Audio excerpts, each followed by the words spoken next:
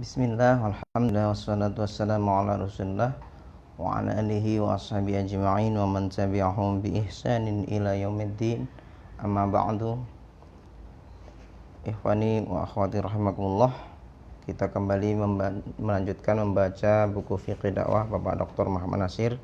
Hari ini sampai pada sesi yang ke-65 di halaman 235, masih melanjutkan tentang kaifiyah dakwah dengan hikmah, yakni makna hikmah yang ke-7, hikmah dengan arti uswah hasanah dan lisanul hal.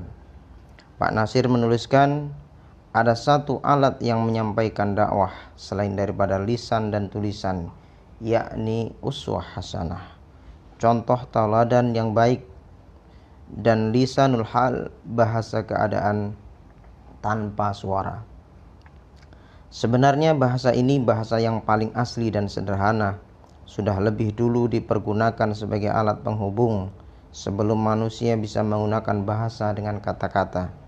Tetapi apabila dipergunakan pada saat dan dengan cara yang tepat, maka kekuatannya sama, malah kadang-kadang lebih kuat daripada kata-kata. Yang pertama adalah uswah hasanah. Demikianlah langkah pertama yang dilakukan oleh Rasulullah Sallallahu Alaihi Wasallam sesampainya di Madinah. Malah sebelum masuk kota adalah mendirikan Masjid Quba, masjid pertama yang didirikan di zaman Islam. Beliau berhenti di tempat itu dengan tidak banyak bicara. Beliau mulai bekerja. Diriwayatkan oleh seorang wanita sahabah, Syamus binti Nu'man, yang turut hadir di waktu itu, aku telah melihat Rasulullah Sallallahu Alaihi Wasallam waktu beliau baru sampai. Beliau turun dan berhenti. Lalu beliau memelopori para sahabat mendirikan masjid. Kulihat beliau mengangkat batu begitu besarnya sehingga beliau terhoyong-hoyong lantaran beratnya. Salah seorang sahabat datang dan berkata, "Ya Rasulullah, biarkanlah, serahkan kepadaku mengangkatnya." Rasulullah menjawab, "La, khudh mithlah." Tidak, ambil saja batu lain yang seperti itu. Demikianlah Rasulullah SAW bekerja bersama para sahabat muhajirin sampai Masjid Quba selesai. Masjid yang dalam Al-Quran disebut ussisa 'ala taqwa, yakni masjid yang ditegakkan atas takwa. Masjid yang sederhana tetapi mempunyai peranan dalam jalan sejarah risalah. Masjid yang sederhana tetapi mempunyai peranan dalam jalan sejarah risalah. Sesampainya di kota Madinah, Rasulullah menginap di rumah seorang sahabat, Abu Ayyub radhiyallahu anhu, di mana beliau menumpang tinggal beberapa bulan menunggu dapat membuat rumah sendiri. Itu pun yang didahulukan oleh Rasulullah mendirikannya ialah masjid pula.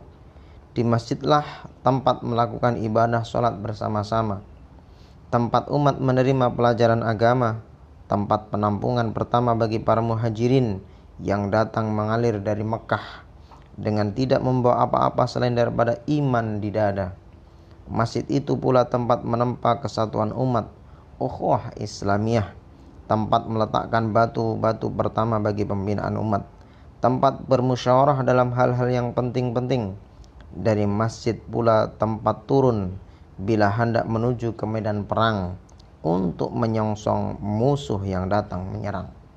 Maka dalam pekerjaan-pekerjaan penting seperti dalam mendirikan Masjid Quba dan Masjid Madinah, Masjid Nabawi ataupun sewaktu membuat parit pertahanan perang Ahzab, Rasulullah banyak menggunakan lisanul uswah, bahasa contoh perbuatan yang ternyata amat fasih. Bahasa yang dipakai oleh lisanul uswah tidaklah berbunyi, "Kamu harus kerjakan ini dan itu," tetapi bahasanya tanpa bunyi, "Mari sama-sama mengerjakan ini dan aku mulai." Bahasa ini besar sekali pengaruhnya sehingga salah seorang sahabat ada yang menggubah satu sajak dan dilakukannya. La in qa'adna war rasulu ya'mal la dzaka minnal amal al mudallil.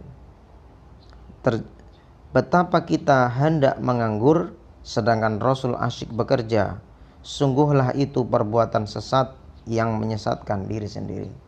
Nah, bagaimana Rasulullah selalu mencontohkan dalam berdakwah ini, selalu beliau memulai dari diri sendiri dalam pekerjaan-pekerjaan, sehingga mau tidak mau dalam tanda petik ya, para sahabat tentu akan mengikutinya, seperti yang contoh mengangkat batu dan sebagainya itu. Pada saat yang genting, di mana diperlukan tindakan tegas dan cepat, sedangkan kata-kata belum kunjung membawa efek yang dihajatkan, maka lisanul uswah kentara sekali kekuatannya. Sebagai satu contoh dari jejak risalah, dalam menunaikan tugas beliau menyampaikan risalah, pernah Rasulullah SAW menghadapi satu peristiwa yang amat kritis.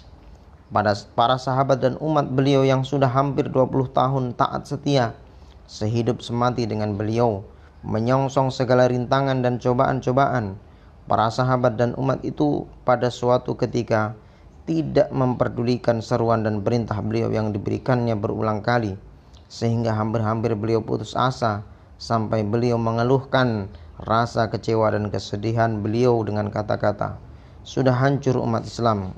Aku perintah mereka, tapi mereka tidak menurut. Seumur hidup belum pernah aku mengalami yang semacam itu." Baik, bagaimana kisah tentang perintah Rasulullah, atau kisah tentang bagaimana uswah, perbuatan langsung itu menjadi efek yang begitu kuat dibandingkan dengan perintah dalam bentuk lisan, terkadang lebih kuat. Satu contoh lagi insyaallah besok akan kita lanjutkan. Barakallahu fikum.